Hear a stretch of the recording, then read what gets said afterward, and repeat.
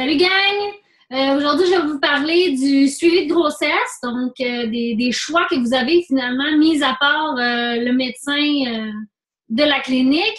Donc, vous avez le choix d'être suivi par des sages-femmes et d'avoir une accompagnante à la naissance. Donc, c'est des choses qu'on ne sait pas toujours qui existent. C'est pas encore super connu, même si ça commence vraiment plus là, à s'expansionner, si on veut, au Québec. Donc, pour commencer, j'aimerais vous dire que depuis que le monde est monde, que les femmes accouchent des bébés, hein, il n'y a pas toujours eu des hôpitaux. Puis, il y a encore des pays où les hôpitaux ne sont pas assez développés, là, puis que les accouchements se font pour la plupart à la maison. Avec quelqu'un qui connaît ça, mais qui n'est pas nécessairement le médecin du village. Ou donc, ça va vraiment être des sages-femmes. Ça se fait partout dans le monde. Donc, c'est pas quelque chose d'effrayant ni de nouveau. Dans les faits, ça a toujours été.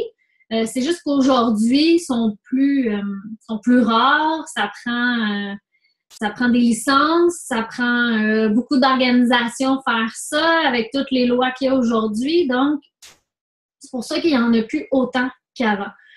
Sachez que le suivi de sage-femme qui se fait dans les maisons de naissance est gratuit. Oui, c'est gratuit. Donc, c'est pas quelque chose là, qui est privé, qu'on doit débourser. C'est sûr qu'il y a des listes d'attente, hein, étant donné que c'est pas encore assez connu pour qu'il y ait plein de maisons de naissance. Donc, vous en avez une là, qui est à Blainville, la maison de naissance du Boisé. Moi, c'est avec elle que je fais affaire, donc je la salue. Vous en avez une aussi qui vient d'ouvrir, là, qui est à Terrebonne. Donc, c'est la maison de naissance CSSS du sud de Lanaudière. Donc, allez vérifier ça. Je sais qu'il y en a 3 aussi sur l'île de Montréal. Ailleurs, je suis pas au courant. Par contre, là, vous pouvez aller voir sur Internet, puis ils vont pouvoir vous dire finalement dans votre région là, s'il y en a une. Puis à ce moment-là, comment que ça fonctionne?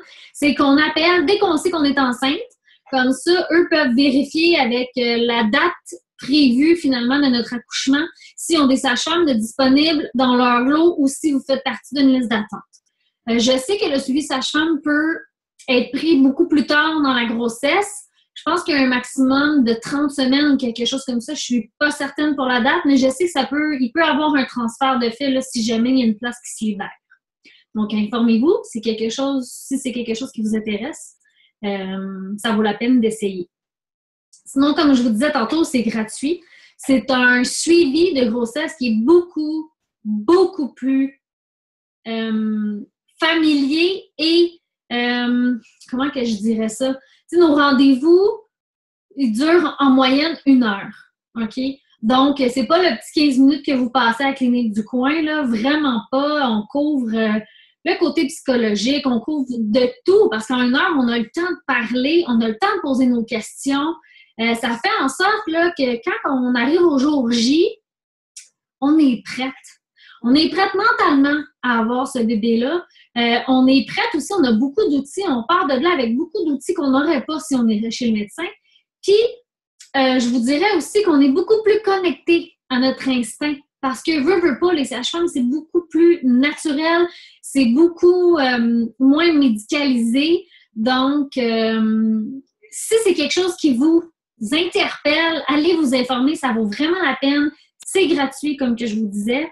Vous avez même des cours prénataux. Donc, vous avez 4 cours prénataux là, qui sont inclus dans votre suivi de sage-femme.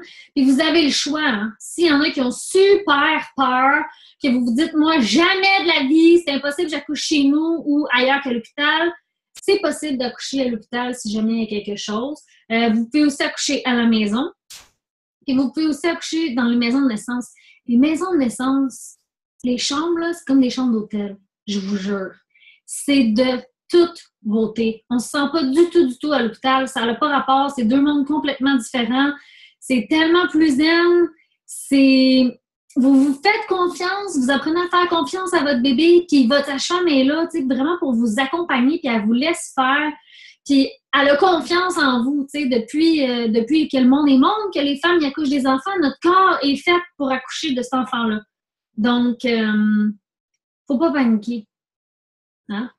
Je sais que pour l'accouchement, il faut aussi lâcher prise, hein, on ne peut pas rien contrôler. Comme avec le suivi sage-femme, là, ils sont régis par des lois super strictes. Là, si vous faites du diabète de grossesse ou si peu importe la complication qu'il va y avoir, si ça ne fait plus dans leur barème qui est très, très, très sévère, ils vont devoir vous transférer dans le suivi hospitalier. Donc, c'est pas quelque chose qui est risqué, dans le fond, le suivi sage-femme, loin de là. Ensuite de ça, je vais vous parler des accompagnantes à la naissance parce que c'est une autre option qu'on peut avoir, même si le suivi sage-femme n'est pas disponible ou si ça ne nous intéresse pas. Une accompagnante à la naissance, ça peut vous offrir, c'est privé, donc c'est sûr que ça va falloir en trouver une puis débourser. Parfois, ils sont remboursés par les assurances, par contre, donc il va falloir s'informer. Puis, les accompagnantes à la naissance peuvent venir vous donner des cours prénataux privés, donc à la maison, ou des fois, ils vont en faire aussi dans des salles là, qui ont loué, donc ils vont créer comme des événements pour pouvoir vous donner ces cours-là. Sinon, ils vont pouvoir être là aussi tout le long de votre accouchement. Si vous le désirez, encore là, ça vient beaucoup emmener de la zénitude et de la confiance. Ils savent où est-ce qu'ils s'en vont. C'est pas eux qui vous accouchent, sauf qu'au moins tout le long du travail, vous allez être en mesure d'être beaucoup plus zen et de vous faire confiance. Souvent, ça, ce que ça fait, c'est que vous êtes tellement prête à accoucher que ça va éviter des interventions médicales quand c'est pas nécessaire, étant donné que cette personne-là est avec vous. Vous donne aussi le petit suivi, là, j'ai oublié de vous le mentionner pour les sages-femmes, mais après la naissance du bébé, ils viennent aussi vous voir. Donc, ils vont s'informer sur l'allaitement, ils vont s'informer sur le bébé, ils vont venir directement à la maison, les sages-femmes. L'accompagnante à la naissance va faire un petit peu la même chose. C'est sûr qu'elle est moins dans le côté légal, mais elle va venir vraiment vous accompagner au niveau émotionnel, puis au niveau technique aussi, là, parce qu'elle connaît beaucoup, beaucoup de choses. Donc, c'est deux outils que vous pouvez avoir autres que le traditionnel médecin du coin. Alors, je vous invite à aller voir ça si ça vous interpelle, évidemment.